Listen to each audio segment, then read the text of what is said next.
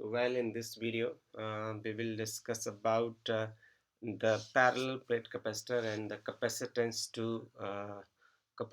due to the parallel plate capacitor. Okay, so here we first see that how the two conductors are arranged to find the capacitance of the parallel plate capacitor. So see, this is the capacitor arrangement. So this is capacitor arrangement okay so C है capacitor हमने आपके साथ बात किया था पिछले video में कि ये दो कंडक्टर्स का अरेंजमेंट है ये आपके पास है conductor number 1 okay so this is first conductor and this is second conductor okay this is second conductor अब आपको ये ध्यान रखना है कि जो कंडक्टर है ये this is the bottom side of the top plate has the charge plus Q इसका जो चार्ज है वो प्लस क्यू इसका जो बॉटम साइड है उसका चार्ज प्लस क्यू है और top side of this it has a negative charge इसका मतलब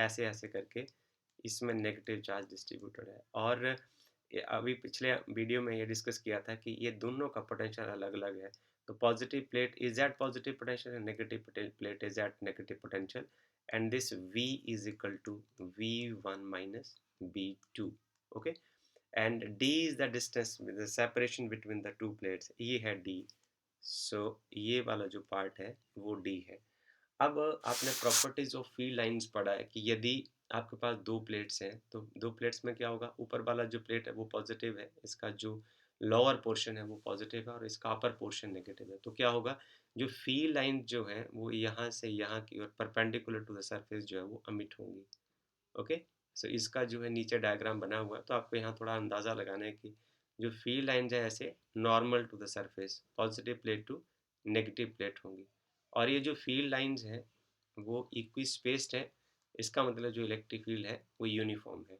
तो ये तो आपको यहाँ यहाँ देख सकते हो आप बड़े आराम से तो ये ज़्यादा बताने का ज़रूरत नहीं है तो जो फील्ड होता है इसके अंदर इस तरीके से होता है so you can understand it well so it's a uniform field but see here electric इसका हम जो शॉर्टकट डायग्राम जो आपके साथ यहाँ हमने बनाया कि इसमें ये जो प्लेट्स है इसका ये जो साइड व्यू है वो आपको बताता है कि जो डायरेक्शन ऑफ फील्ड लाइंस है तो जो अपर प्लेट है ये पॉजिटिव प्लेट है और ये वाला जो पार्ट है वो नेगेटिव प्लेट है और ये एरिया ऑफ द प्लेट है यहाँ आप देखिए कि जो फील्ड लाइंस हैं जो एरो है वो इक्वी स्पेस्ड है मींस द फील्ड जो है वो यूनिफॉर्म है बट जैसे आप किनारे की ओर आप शिफ्ट करते हो तो जो फील्ड लाइंस का डायरेक्शन थोड़ा चेंज हो जाता है और क्लोज लूप जैसे बनने लगते हैं जैसे ये देखिए ये लूप जो है ये और ये जो है वो अभी ये यूनिफॉर्म नहीं है तो इसको हम बोलते हैं एज इफेक्ट या fringing effect okay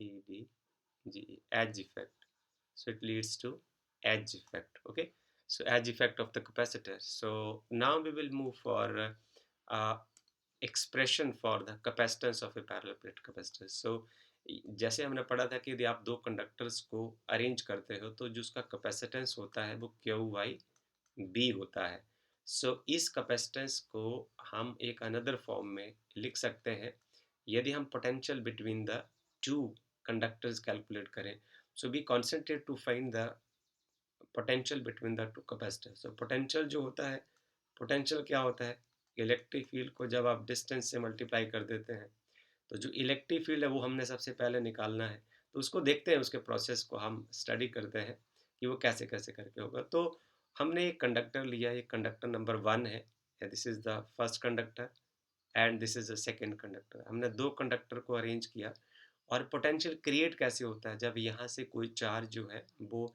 against the electrostatic field इस 2 to 1 में जाएगा तो वो पोटेंशियल फील करेगा ये स्टोरी हमने आपके साथ पहले इसकी हम बात कर चुके हैं तो जो पैरामीटर हमें काम आएंगे हम जस्ट उनकी बात पहले कर लेते हैं कि ये जो ए है this is the area of the conductor number 1 and this is the lower part और ए ही जो है वो कंडक्टर नंबर 2 का एरिया भी ए ही है और जो दोनों कंडक्टर हैं एक दूसरे से डी डिस्टेंस जो है वो दूर है ओके और ये जो एरो आप देख रहे हैं तो पॉजिटिव प्लेट से नेगेटिव प्लेट है और ये डायरेक्शन ऑफ फील्ड हो जाएगा देखिए ध्यान से ये जो फील्ड लाइंस हैं जो एरो है ये इक्वी स्पेस्ड है इसका मतलब इसके अंदर जो ये इलेक्ट्रिक फील्ड है वो क्या है यूनिफॉर्म है उसकी फॉर्म एक जैसी है। ओके, सो यहाँ हम फ्रिंजिंग इफेक्ट और एज इफेक्ट को डिस्कस नहीं करेंगे क्योंकि उसके बारे में हमने जो बात कर ली है। तो मीन्स जब एजेस की ओर हम आते हैं तो फील्ड की यूनिफॉर्मिटी जो है वो थोड़ा डिस्टर्ब होती है। अब ये जो कंडक्टर्स हैं, ये कंडक्टर बने कैसे हैं? एक conductor infinite plane conducting sheet है, एक ये शीट है और दूसरी ये शीट है।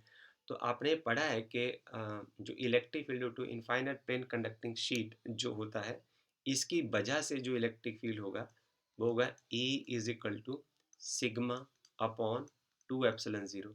तो जो नीचे वाली शीट है उसमें भी इलेक्ट्रिक फील्ड क्या होगा? E is equal to sigma upon 2 epsilon 0। तो मुझे लगता है कि शायद यहाँ तक कोई समस्या नहीं है। अब हम गौर से देखें कि हमने एक प्रॉपर्टीज पढ़ा था कि जो इलेक्ट्रिक फील्ड का डायरेक्शन होता है, पुराना जो सारा हिसाब किताब उसको साथ लेके चलते हैं, सिग्मा अपॉन 2 एप्सिलॉन 0 है। यदि हम इसको वेक्टर में लिखूं तो ये एन कैप हो जाएगा। तो ये जो सिग्मा है ये प्लस माइनस हो सकता है। आई मीन यदि चार्ज डेंसिटी पॉजिटिव है बिकॉज ऑफ द कंडक्टर 1, तो जो फील्ड होगा वो आउट नॉर्मली आउटवर्ड होगा। और यदि ये चार्ज डेंसिटी नेगेटिव है तो इलेक्ट्रिक फील्ड जो है वो नॉर्मली इनवर्ड होगा। ठीक है, तो इस कंसेप्ट का हम इस्तेमाल करते हैं कि हमारे पास रीजन नंबर 1 है, ये फर्स्ट रीजन है, इसको हम लिख देते हैं रीजन नंबर 1। और ये आपके पास जो है ये रीजन नंबर 2 है। ओके, दूसरे रीजन में क्या होगा खुद ब खुद आपको समझ आने वाला है।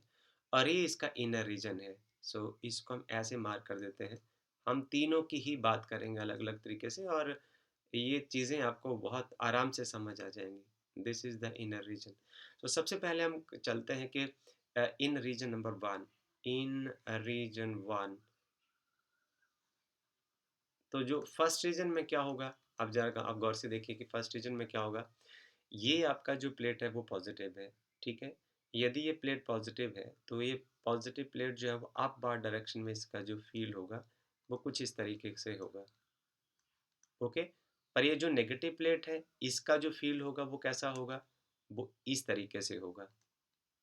Okay, due to negative plate में से जो फील्ड लाइंस होंगी वो डाउन बार डायरेक्शन में होंगी। What does this mean? Both these fields E1, मैं इसको E1 लिख देता हूँ और इसको E2 लिख देता हूँ। So both E1 and E2 in region 1, in region 1, E1 and E2 are in opposite direction। दोनों कैसे हैं? ऑपोजिट डायरेक्शन में, एंड हैव सेम मैग्नीट्यूड। उनका जो मैग्नीट्यूड है वो सेम है और उनके जो डायरेक्शन है वो ऑपोजिट है। अब डायरेक्शन ऑपोजिट है, मैग्नीट्यूड सेम है, तो इसका रिजल्ट क्या होगा? ये electric field itself is a vector quantity. तो net electric field in the region 1, E net in the region 1 is equal to E1 plus minus of E2। Okay, तो E1 क्या है? Sigma by 2 epsilon 0 minus sigma upon 2 epsilon 0 is equal to 0। इसका मतलब जो conductor का जो left side है या अपर साइड में यहाँ कह सकता हूँ तो इलेक्ट्रिक फील्ड 0 होगा। ओके, फिर हम चलते हैं लोअर पोर्शन में, इन रीजन 2,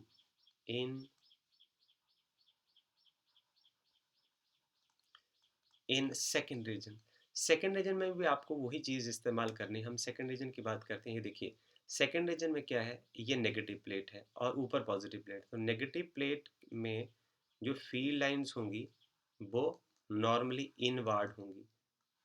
ओके, नेगेटिव प्लेट के लिए जो फील्ड लाइंस हैं वो नॉर्मली इनवर्ड होंगी। इसकी प्रॉपर्टी को हमने पढ़ा है। पर ये जो पॉजिटिव प्लेट है इसकी वजह से जो फील्ड लाइंस होंगी वो नॉर्मली आउटवर्ड होंगी। ओके, आप समझ रहे हो ना?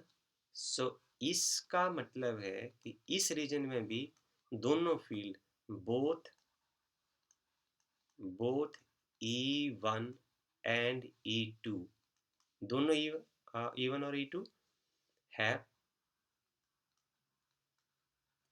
Same magnitude but in opposite direction. यहाँ भी दोनों का मैग्नीट्यूड सेम होगा, पर दोनों के जो डायरेक्शन है वो ऑपोजिट होगी, they have opposite direction. So net electric field जो होगा, ठीक है, in second region is equal to sigma upon 2 epsilon 0 minus sigma upon 2 epsilon 0 is equal to 0। क्या मतलब हुआ कि ना तो रीजन 1 मतलब इस रीजन में भी कोई फील्ड नहीं होगा, okay, electric field is equal to 0, और इस रीजन में भी कोई इलेक्ट्रिक फील्ड नहीं होगा, okay. So now third case, इसको मैं इक्वेशन नंबर 1 मार्क कर देता हूँ, इसको इक्वेशन नंबर 2 मार्क कर देता हूँ। अब हम लिख चलते हैं आगे। अब हमारे पास होगा inner region between the plates. Will go for inner region,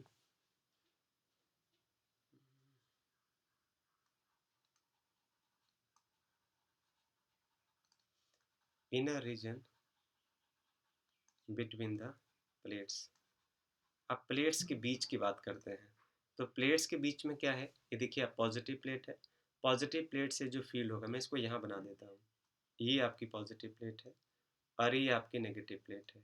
इसमें चार्ज डेंसिटी पॉजिटिव है और इसमें चार्ज डेंसिटी नेगेटिव है। तो जो पॉजिटिव प्लेट है उससे जो फील्ड लाइंस होंगी वो वर्टिकली डाउनवार्ड डायरेक्शन में होंगी, और जो नेगेटिव प्लेट है, ओके, नेगेटिव प्लेट के लिए भी क्या होगा, फील्ड लाइंस वर्टिकली इनवर्ड होंगी। ये नेगेटिव प्लेट के लिए रख लो। अब आप क्या देख रहे हैं, आप ये देख रहे हैं कि both the cases, for both the cases fields are in the same direction।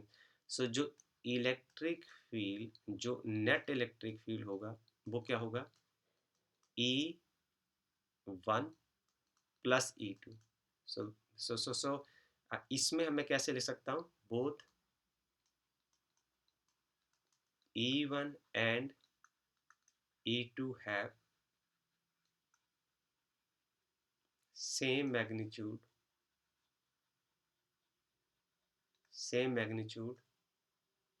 and direction। इनका मैग्नीट्यूड भी सेम है और डायरेक्शन भी सेम है। तो इसको मैं ऐसे लिख सकता हूँ कि इसको ऐसे लिखे हम sigma upon 2 epsilon 0 plus sigma upon 2 epsilon 0। So this is only sigma by epsilon 0, right. So this is equation number 3। हमने ऊपर बात किया था, यहाँ यदि आप चलते हैं तो कि कैपेसिटेंस जो है वो Q अपॉन V होता है, तो उसको उसके बाद हमने V का वैल्यू से इसको इस एक्सप्रेशन को चेंज कर देना है। तो V को यदि आपको पोटेंशियल निकालना है तो पोटेंशियल के लिए आपको इलेक्ट्रिक फील्ड निकालना पड़ेगा। अब इलेक्ट्रिक फील्ड हमने निकाल लिया तो हम पोटेंशियल निकाल लेते हैं, पोटेंशियल निकालने के बाद इसकी वैल्यू को यहाँ सब्स्टिट्यूट कर देंगे और आप कैपेसिटेंस बड़े आराम से निकाल लेंगे, okay. So here we have now electric field in the inner region, वो है sigma by epsilon 0। Therefore potential क्या हो जाएगा, E इंटू डी। तो ये इम्प्लाइज दैट ये आपके पास बन जाएगा कि जो पोटेंशियल है, इसको कैंसिल कर दीजिए, पोटेंशियल है वो E क्या हो जाएगा, sigma by epsilon 0 into D. और सिग्मा क्या है, सरफेस चार्ज डेंसिटी। तो सरफेस चार्ज डेंसिटी का मतलब ये सरफेस है प्लेट का और ये उसके ऊपर चार्ज फेंक दिया है आपने, ओके। तो इसका मतलब आप इसको ऐसे भी लिख सकते हैं, you can write it like this.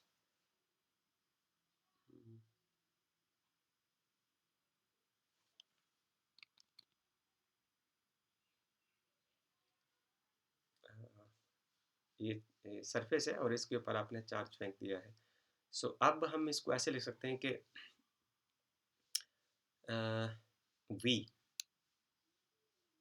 V आपके पास क्या आ जाएगा, Q upon epsilon 0 A into D, और ये जो वैल्यू है वो सिग्मा का वैल्यू हो गया, ओके। अब आप क्या कर सकते हैं, आप इसको ऐसे लिख दीजिए, Q upon V is equal to epsilon 0 A by डी, ओके। सो ये जो Q अपॉन V का जो रेशो है यही कैपेसिटेंस होता है, राइट। सो कैपेसिटेंस का जो ओरिजिनल हमने बाय डेफिनेशन किया था कि रेशियो Q अपॉन V है, यदि हम V की वैल्यू सब्स्टिट्यूट करते हैं तो इसका जो फॉर्म है वो कुछ इस तरीके का हो जाता है एप्सिलॉन 0 ए बाई डी।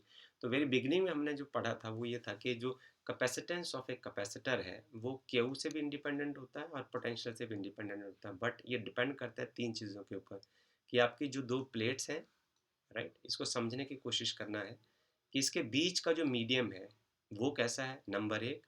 दूसरा, प्लेट जो आपने ली है उसका एरिया कितना है। नंबर तीसरा, कि दोनों प्लेट्स एक दूसरे से कितने दूर है, इस बात पर डिपेंड करता है। ओके, यदि एरिया ज़्यादा होगा, ओके, न्यूमरेटर बड़ा होगा, कैपेसिटेंस ज़्यादा होगा।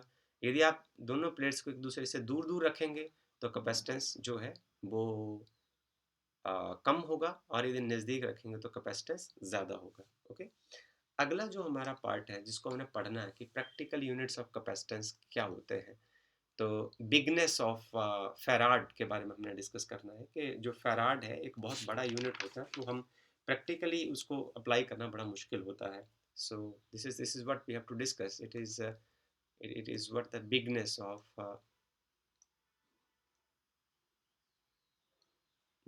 Of farad.